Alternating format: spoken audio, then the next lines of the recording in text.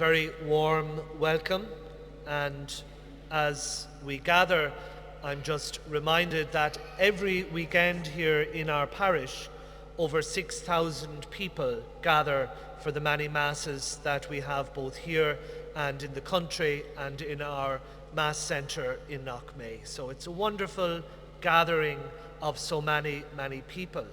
And it's always wonderful not to be ageist, but to welcome younger people to our gathering. And it's wonderful to welcome you in a special way this afternoon. Jesus in the Gospel has a very bold message for us today, and let's try and unpack what he is essentially saying to us. He's preparing a way for his ministry, and of course, as any good leader is, he's the champion of delegation. He knows it's impossible to do it on his own, so he gets others, commissioning them and sending them ahead of him to prepare the way for him. He's sending them, we were told, to a hostile environment where they're told they will be like lambs among wolves. And yet, in his name, this small group of people will change the course of history, will transform lives, not just physically, but spiritually. And it will become a movement that is as relevant over 2,000 years later than what it was in those tiny villages on the banks of the River Jordan around the Sea of Galilee, a very small geographical area where great things happened. And I'm sure in his name, they went out, and above all, they were a people of good news. Good news. To be a disciple, we cannot be bearers of bad news.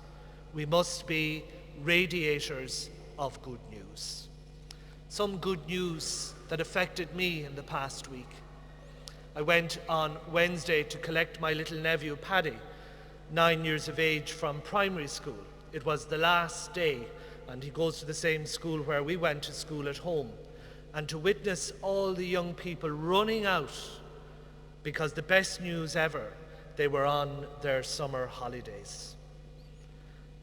A wonderful phone call from a young 37-year-old parishioner, a wonderful mother of a large family who had undergone for many months horrific chemotherapy because her cancer was very advanced.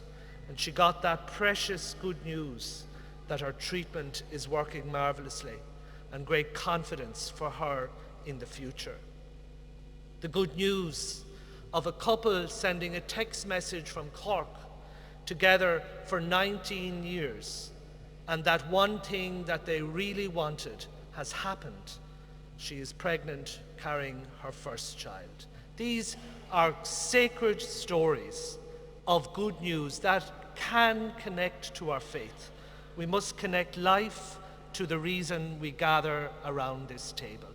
And yes, when those first disciples went out, they too were burdened by the atmosphere of bad news, by an atmosphere like in our culture, where life, the very gift of life, was under attack. One bad news that really is bothering me is this constant promotion to repeal the Eighth Amendment. It's like as if there is something wrong with bringing life into the world. And it's cynical just to focus the Eighth Amendment on that very sensitive and traumatic issue of fatal fetal abnormality. To repeal the Eighth Amendment will, in my considered opinion, and an opinion engaged in the gospel value of life, will be a floodgate to allow abortion on demand in this country. And I think as a people who gather around the table of life, we must be unapologetic, absolutely, to be pro-life from the moment of conception to the moment of ending. And fair play to that TD who spoke in the Dáil this week about her experience of minding that sacred gift of life in her womb. Going back to my little nephew Paddy, when I collected him on Wednesday. I'm very fond of this young lad because when his mammy, my sister, discovered that she was carrying him in the womb, she was told there was options for her, options to terminate his life, because previous pregnancies she had given birth to children with an issue called West syndrome. It's a genetic illness, and it's a very profound illness. My sister was afraid to even say that she was pregnant, and it wasn't until she was 7 months pregnant that she went back to the same hospital, and at 8 months gave birth to a perfectly healthy child. That's why we must defend life. In the coming week, there will be many different stories that will come to each and every one of us. And please God, they will be joyful stories. But wherever the challenge is in life, the story of the gospel offers hope.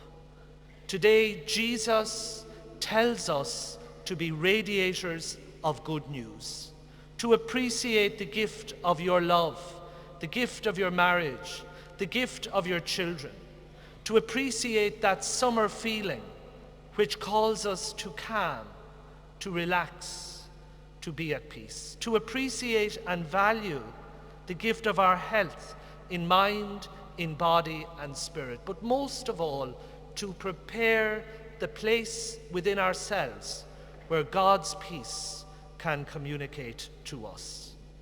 May our life, which is a sacred gift, be truly treasured. And may the source of our life, the Spirit who created us, dwell with great peace in our hearts. And very finally, may we all be active in our pro-life attitude, from the cradle to the grave, from the womb to the tomb. In the name of the Father, and of the Son, and of the Holy Spirit. Amen.